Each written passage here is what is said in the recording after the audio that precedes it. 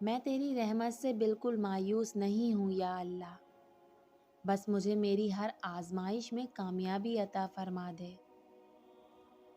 بہترین ہے وہ راستہ جس کی منزل اللہ کی طرف لے جائے۔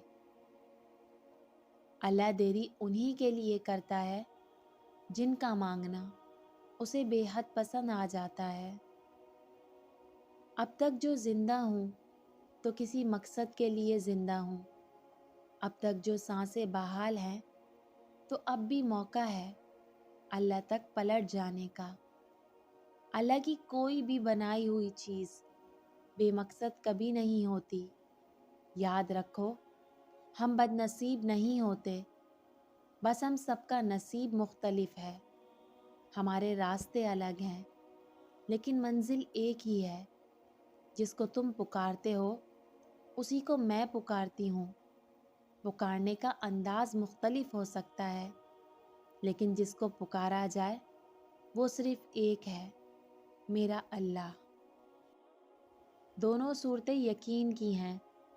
کوئی اللہ کے لیے سب چھوڑ دیتا ہے اور کوئی اللہ پہ ہی سب چھوڑ دیتا ہے۔ جس جگہ خدا چاہے عقل بادل کی طرح برستی ہے اور جہاں اس کا غصہ پاتی ہے بھاگ جاتی ہے۔ ہم لمحوں سے نہیں بلکہ لمحے ہم سے ہیں۔ ہم ہی انہیں زندہ رکھتے ہیں یا اداسی کی نظر کر دیتے ہیں۔ ورنہ جینا چاہو اگر تو ہر روز عید ہے، اور چاہت ہی نہ ہو اگر تو عید کبھی نصیب نہیں ہوتی۔ سارا معاملہ تو دل کا ہے، سارا قصہ ہی اللہ پہ یقین کا ہے۔ یقین پختہ ہے تو ہر نعمت میں مسرت ہے۔ یقین پختہ ہے تو ہر نعمت میں مسرت ہے۔ ہر سانس تحفہ ہے۔ دل ہی ناشکر ہے تو کیوں خفا ہوتے ہو حالات سے؟ عموماً ہم خود ہی اپنے دشمن ہوتے ہیں کیونکہ ہم اپنے راستے میں حائل ہو جاتے ہیں، یہ سوچ کر کہ راستہ نکال لیں گے، اور یوں بھٹک جاتے ہیں، یوں خسارے کماتے ہیں اور اللہ سے دور ہو جاتے ہیں۔ زندگی کے زیادہ تر غم ہمارے اپنے ہاتھ سے ہی کمائے ہوئے ہوتے ہیں۔ تم جزا و سزا کا اختیار اپنے ہاتھ میں لینے کی کوشش مت کرو۔ تمہیں کیا پتا کون گناہ گار ہے کون بے گناہ؟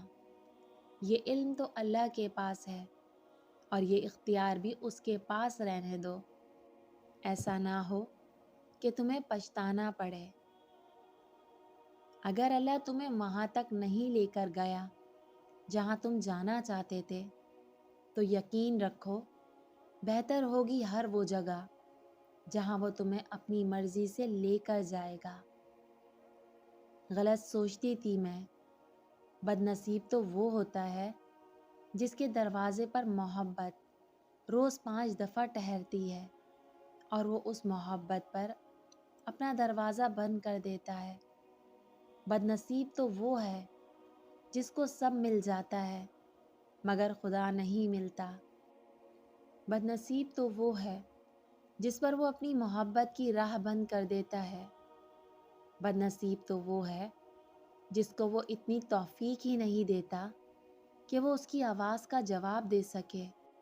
بد نصیب تو وہ ہے جو نصیب لکھنے والے سے لڑتا رہا اور یوں نصیب ہار گیا۔ تو اگر وہ تمہارے دل میں دعا کا خیال لا رہا ہے تو وہ تمہیں اس بات کا اشارہ دے رہا ہے کہ اب بھی سب ختم نہیں ہوا، اب بھی کن کی امید باقی ہے، اب بھی وہ تمہارے نصیب کو تمہاری چاہت کے مطابق کر سکتا ہے۔ ہاں، یہ جو تمہارے دل کے زخم ہے نا، یہی تو تمہیں اللہ سے قریب کرنے کا ذریعہ ہے۔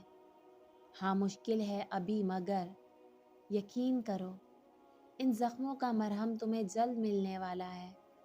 تمہارے اس صبر کا پھل بھی جو تم اپنے سفر میں کیا اور اپنی اس مسکراہٹ کے پیچھے جو تم نے درد چھپایا ہوا ہے نا، وہ جلد خوشیوں میں بدلنے والا ہے۔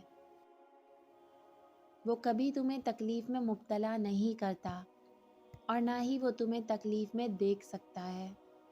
اسی لیے جب تمہیں کوئی چیز ستانے لگتی ہے تو وہ اس کو تم سے دور کر دیتا ہے۔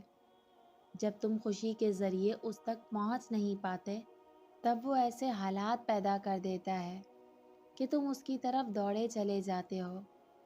تمہیں بھلے اس سے محبت نہ ہو مگر اس کو تم سے اتنی محبت ہے کہ وہ تمہیں خود سے دور جاتا ہوا نہیں دیکھ سکتا۔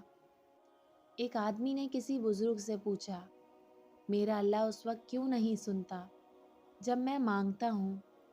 بزرگ نے مسکرا کر کہا، وہ تیرے گناہوں کی سزا بھی اس وقت نہیں دیتا جب تو کرتا ہے۔